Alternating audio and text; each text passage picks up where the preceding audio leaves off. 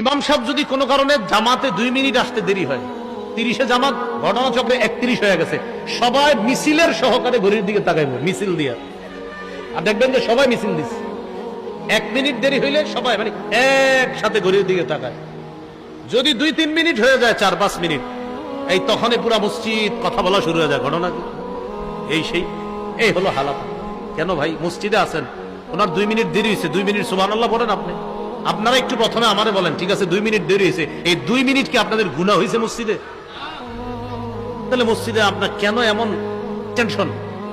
যখন আপনি voter identity card বা কিছু বানাইতে যান, ফজরের আগে গিয়ে সিরিয়াল ধরে সারাদিন নাস্তা দুপুরের খাবার না খায়া বাস অপেক্ষা করতেছে, প্রস্রাব করতেও যায় না যদি কোনো সমস্যা হয়ে যায়।